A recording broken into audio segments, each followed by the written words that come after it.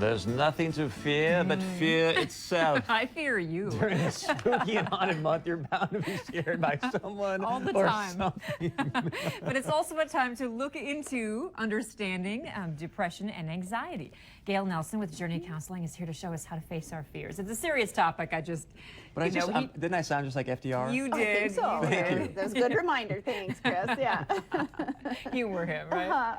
But seriously, really, it's hard to overcome fears sometimes. It's all, we start talking about something, we get it in our head and it doesn't go away. No, and my bumper sticker for today is fear is real, but danger isn't always real.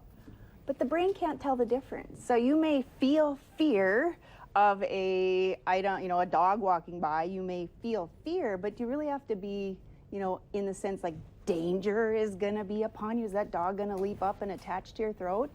Well, no, but the brain sometimes can't tell the difference. Oh.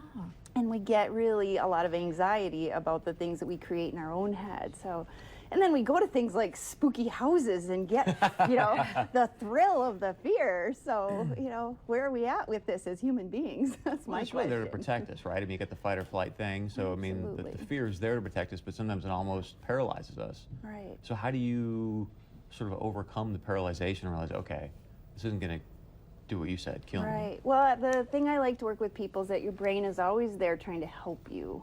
But sometimes, again, it doesn't know the difference. So if that amygdala, that very basic reptile brain that's in our head to protect us from things that might be dangerous, but if in your environment things really aren't dangerous, but the brain can't tell the difference, do you see the dilemma for us as human beings? We sometimes just can't distinguish between what is real and what isn't, but the brain can't tell the difference, even like a threat to your ego. Oh, I don't want to have that conversation with somebody. They'll bite my head off. Well, if you were your brain and you'd been told somebody's going to bite your head off, wouldn't you have a bodily reaction? Wouldn't you have anxiety produced, like, get out of here, run? Or you're sitting in a meeting and somebody says something that kind of threatens your ego. Your brain will react as if, it's that real, that it's dangerous. So it's a hard thing for human beings to get this just right. So should we ask ourselves that question, like, what am I afraid of? And go from there? Well, even kind of get to the heart of it, isn't it? Am I afraid of looking bad? Am I afraid of looking stupid? Which is, again, isn't that a really common human phenomenon? In conflict management, we talk about losing face or saving face. You don't want to look bad. So I might not say something, or I might avoid a conversation because, that person will get mad at me.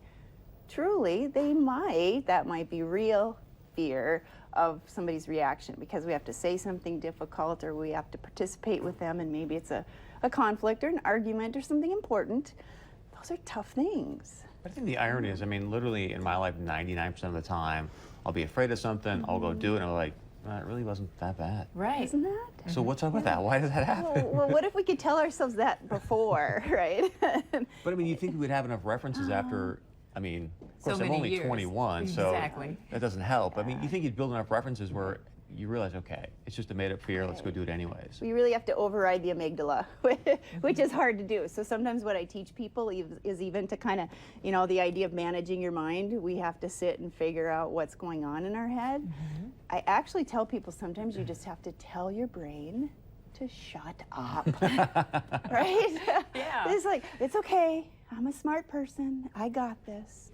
Really, there isn't any danger here. Yeah, I might say something, I might look stupid, I might look bad, but is that the worst thing? Let's just be fearless here for a second and try this.